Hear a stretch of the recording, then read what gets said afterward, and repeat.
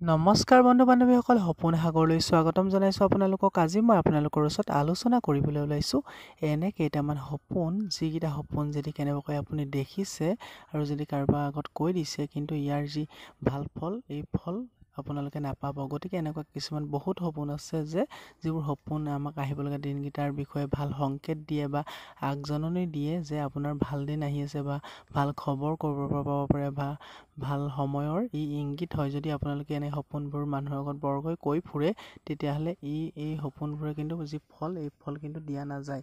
সপোন শাস্ত্ৰ অনুসৰি যিবোৰ ভাল সপোন হয়, সেই ভাল সপোনবোৰ কাকো ক'বলৈ নালাগে বা শ্বেয়াৰ কৰিব নালাগে। আৰু যিবোৰ সপোন আমাৰ বিপদজনক হয় বা দেখিবলৈ ভয় লাগে বা খুব অশান্তিজনক হয়, এনেকুৱা সপোনবোৰ যদি আমি কৈ দিওঁ, তেতিয়াহ'লে ইয়াৰ যি ফল, সেই ফলৰ কিন্তু আধা সংখ্যাই বেয়া ফল পোৱা যায়। গতিকে যি কি নহওক, আজি কেইটামান সপোন কম, যিকেইটা সপোন আপোনালোকে যদিও কেনেবাকৈ, কাৰণ সকলো ব্যক্তিয়ে নেদেখে, ভাগ্যৱান ব্যক্তিয়ে কিছুমানে দেখে, যিসকল ব্যক্তিৰ সফলতা অৰ্জনৰ যি যুগ আহে বা কিছুমান ক্ষেত্ৰত যদি সংকেত তেওঁ পাই থাকে এনেধৰণে, তেতিয়াহ'লে বুজি উঠিব যে আপোনাৰ কোনো কামত বা টকা পইচাৰ লগত হওক বা যিকোনো কৰ্মত হওক বা আপুনি যদি আগবাঢ়িব পৰা নাই বা জোৰ দি আছে, কিন্তু যদি ছাকচেছৰ যদি সময় আহে, তাৰ আগে আগে কিন্তু এনেকুৱা কিছুমান সংকেত পাব।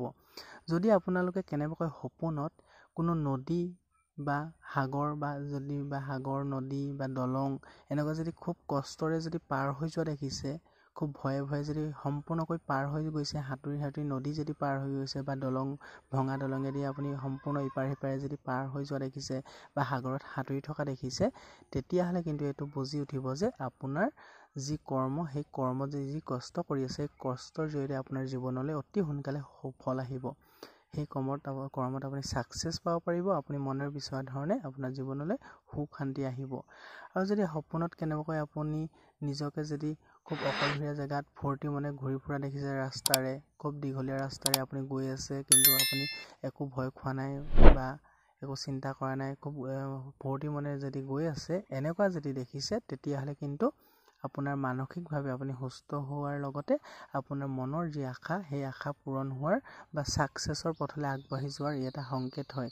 যিহেতু আপুনি অকলে যদি কোনো কামত কষ্ট কৰি আছে বা অকলে যদি ছাকচেছ পাবলৈ যদি আপুনি বিচাৰি আছে, বা কোনো চাকৰিৰ ক্ষেত্ৰত হওক বা পঢ়া শুনাৰ ক্ষেত্ৰত হওক বা যিকোনো ক্ষেত্ৰত হওক বা টকা পইচাৰ ক্ষেত্ৰত হওক, ব্যৱসায় বাণিজ্যৰ ক্ষেত্ৰত হওক, এনেকুৱা যদি ৰাস্তাৰে অকলে গৈ যোৱা যদি হাঁহি ফূৰ্তি কৰা দেখে, তেতিয়াহ'লে গম পাব যে আপোনালোকৰ সেই যি আশা, সেই আশা পূৰণ হ'ব অতি শীঘ্ৰে।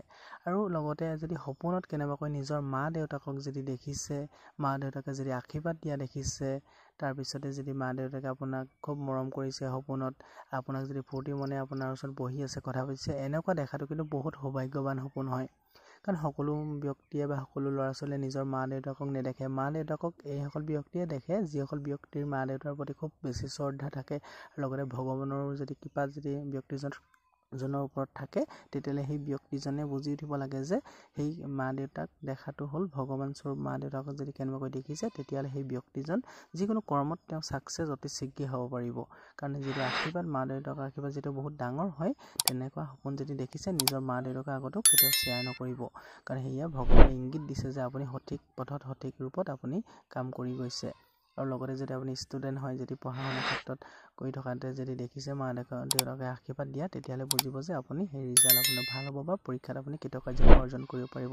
এনেকুৱা বহুতো সপোন আছে, যিবোৰ সপোনে আপোনাৰ জীৱনলৈ সুখবৰ, সুনাম বা আপোনাৰ ছাকচেছ কঢ়িয়াই আনে। গতিকে আপোনালোকে আৰু কেনেকুৱা সপোন কেনেধৰণে দেখিছে, মোক কিবা জানিবলগীয়া থাকিলে কমেণ্ট কৰি জনাব পাৰিব। মই আপোনালোকক সেই কমেণ্টৰ উত্তৰ দিবলৈ চেষ্টা কৰিম। গতিকে আজিলৈ ইমানেই আছিলে, ধন্যবাদ।